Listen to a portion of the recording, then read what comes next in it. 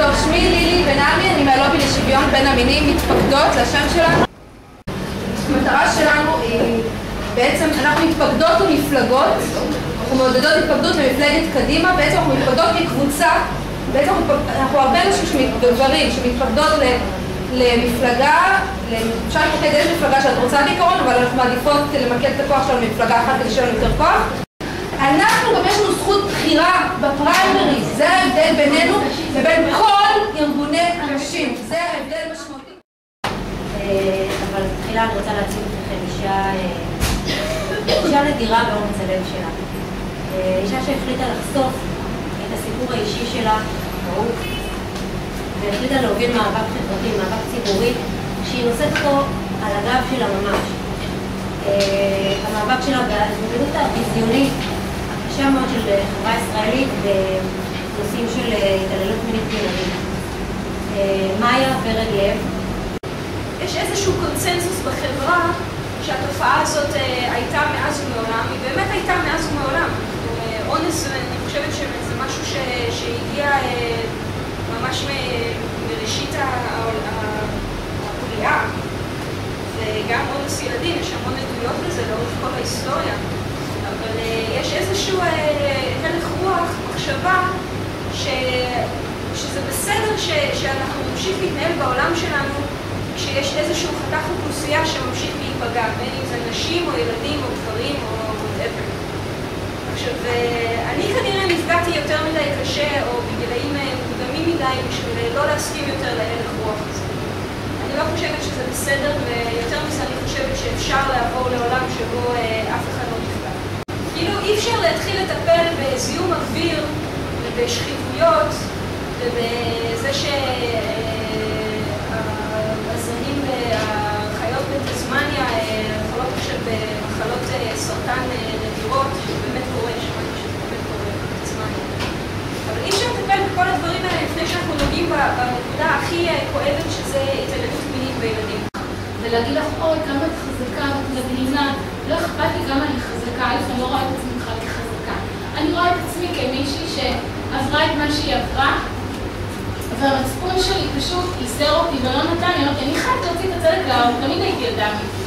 אף פעם לא שיקרתי, גם בבית הספר הייתי תמיד ילדה אמיתית. גם להורים שלי הייתי ילדה טובה, תמיד אמרתי את האמת. וזה מאוד מאוד ייסר אותי הדבר הזה. אז תמיד אומרים, תהי חזקה, מרכז סיוע נפגעות לפעמים, באמת תומך לך. ובקטע הזה אני מזדהה איתך מה שאת אומרת שהמרכז סיוע יותר תומך בקו. הוא לא באמת משנה. היא היועצת המשפטית של איגוד מרכזי סיוע. היא המנסחת של הצעת החוק לביטול ההתיישנות הארורה הזאת. יש לו ראשון בשם המשפטים, אני חושבת לירושלים. היא הייתה מתנדבת במרכז סיוע נפגעות תקיפה מינית בירושלים.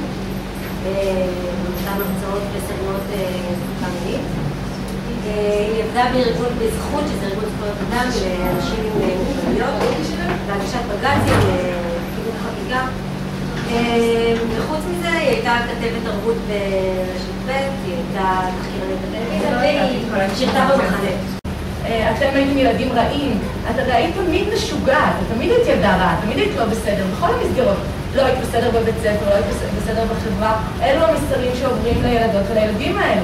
זה לא ילדה שפותחת את הסיפור, כולם מחבקים אותה ואומרים לה בואו נדהר אל האור ואל החופש ונצליח, הרי ההשתקה החברתית, הפחד העצום שיש הוא כל כך גדול. אז במרכזי סיוע אם יש את הדבר שמבחינתי הוא אדיר, זה שהן נמצאות שם, וקודם כל נמצאות שם בשבילה, עונות לטלפון ואומרות לה אנחנו מאמינות בה. אפילו בשביל הרגע הזה זה שווה הרבה מאוד, כי זה לא מובן מאליו וזה לא היה תמיד, אין את זה בכל מקום בעולם. יש הרבה נשים שאפילו את זה אין להם גם כמה קבוצה של נשים מאוד נמצאות לפני 10 שנים, שנקראת פורום קיימות. קיימות גם לישון שהתופעה קיימת וגם להבדיל משורדות או להבדיל מקורבנות או כל הסיפור הזה קיימות, זאת אומרת אנחנו פה בשטח ואנחנו מביאות את עצמנו, את החוויה האישית שלנו, את החוויה המינית הקשה שעברנו על מנת לשפר את החברה, על מנת להביא לשינוי בתודעה החברתית בכל התחומים. זאת אומרת, זה נשים שנפגשות עם כל המגזרים האפשריים שמוכנים לקבל אותם, במובן אם זה עובדים סוציאליים, אם זה חוקרים במשטרה, אפילו עכשיו היה יועצים משפטיים, ולפחות מהעדויות שקיבלנו, ואני חלק מהקבוצה הזו, למעשה יש איזשהו שינוי תפיסתי.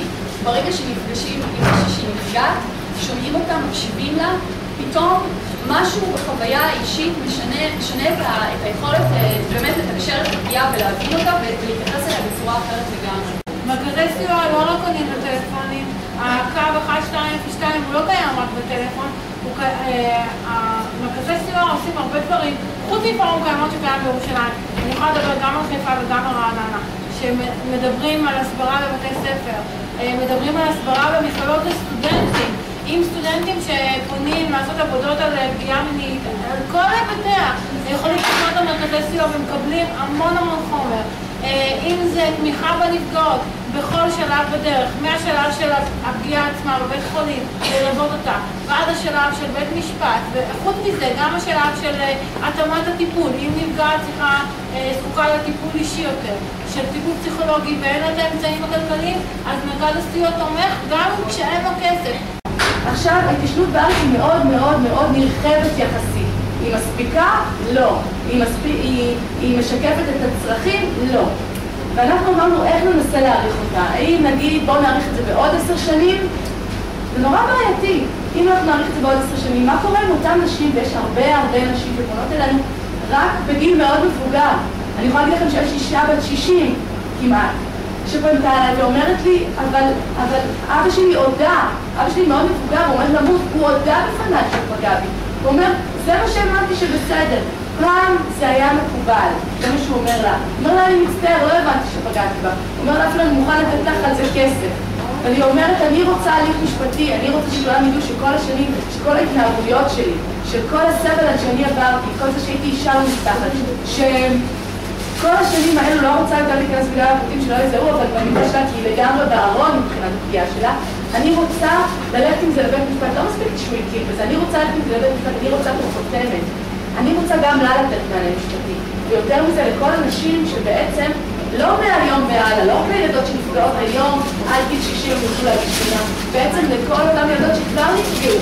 בעצם על כל הרצף וכל אישה שעברה פגיעה מינית בילדות, תוכל ללכת ולהגיש תלונה במשטרה או תוכל להגיש תביעה נזיקית.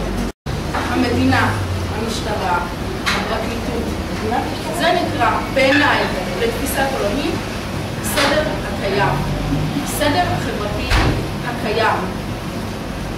למעט מיעוט מאוד מאוד קטן של נשים נפגעות, של אנשים מוחלשים בחברה שיש להם אינטרס שהסדר הזה ישתנה, לאף אחד אין שום אינטרס שהסדר הזה ישתנה. יש עבירה אחת שאין עליה התיישנות. העבירה היחידה עד לפני 2 שלא היה עליה התיישנות הייתה על עשיית דין בנאצים. מתוך הבנה שמדינת ישראל קמה על חורבן ניסיון למגר את היהדות, להרוג את היהודים. יש מקום אחד שאנחנו לא מוכנים לשים בסופיות, לא מוכנים לסגור את דלתות בית המשפט בפני הדבר הזה, וזה להעמיד לדין את הנאצים ואת עוזריהם. זה המקום היחיד. לפני 2, ואני חושבת שזה המקום שנתן לי ככה את האפשרות לנסות את התיקון שם, תקנו חוק שהוא בעיניי לא כזה נחוץ או לא כזה, אבל אני באופן אישי לא הייתי מחוקקת אותו, לא הייתי מתלהבת, אם הייתי חברת כנסת לא הייתי מרימה את ידי שם, על רצח של ראש ממשלה. בעצם בעקבות, זה לקח הרבה שנים אחרי רצח רבין, אבל על רצח של ראש ממשלה היום בישראל משנת 2008 אין התיישנות, הוסיפו סייג נוסף לחוק על ההתיישנות ואמרו על רצח של ראש ממשלה אין התיישנות. לא בגלל שרצח רבין לא היה אחד האירועים האיומים ביותר או היום בנורא שקרה פה, יש דברים, גילוי עריות בעיניי הוא עוד יותר נורא, ויש גם סייג לגבי רצח של ראש ממשלה, ואז אמרנו רגע, יש 2 סייגים, גילוי עריות צריך להיות שם גם. ומה הקבוצה שאני מנסה לרכב עליה כאן מצד החוק לחברת הכנסת אורלי לוי, הצעת החוק שניסחתי, היא לבוא ולהגיד, בגלל שתמיד גילוי עריות הייתה עבירה, תמיד אונס ילדים הייתה עבירה, לא תמיד הייתה עבירה נפרדת.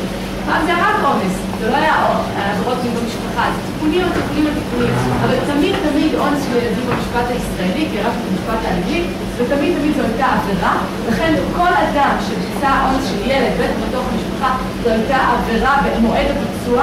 אנחנו בעצם אומרים, אנחנו אומנם מכילים את זה רטרואקטיבי, אבל זה לא לגמרי נופל בחלל על רקע, כי בעצם כשהוא ביצע את העבירה, זו הייתה, נחשבת עבירת נחשב פשע, נכון שבמהלך השנים זה התיישן ולא מעמידים לדין על משהו שכבר התיישן, זה יהיה מאבק מאוד קשה להעביר, אבל הוא מבחינת הרציונל, מבחינת הפילוסופיה של החוק, מבחינת התיאוריה המשפטית שאפשר להעמיד מאחוריו, היא אפשרית. במקום הזה של התיישנות צריך יהיה להחתים את כל חברות הכנסת. בעיניי לא רק את כל חברות הכנסת, כל חברי הכנסת על הדבר הזה, צריך יהיה ללכת מחבר כנסת לחבר כנסת, כשהכנסת עכשיו בפגרה. איכשהו זה לא מונח בזמן, אז אין את זה עדיין מספר, לא משנה, לא אעלה אתכם בבירוקרטיה, אבל זה עוד קצת מתעכב, 45 יום לא מספרים גם כבר עכשיו בפגרה, אבל בסופו של דבר זה יגיע לכנסת. צריך יהיה להחתים את כל חברי הכנסת שאפשר יהיה, צריך יהיה לעשות לובי, נפגעות יצטרכו ללכת ולדבר ולהגיד אני נפגעתי, לא ללכת ולדבר יש תופעה, זאת אומרת אני באה מדברת זה יפה, זה נחמד, זה טוב, זה לא מספיק. נפגעות צריכות לבוא ולדבר בעצמם, את הדוגמאות האישיות שלהם, לספר על המאבק שלהם, זה מאוד מגייס.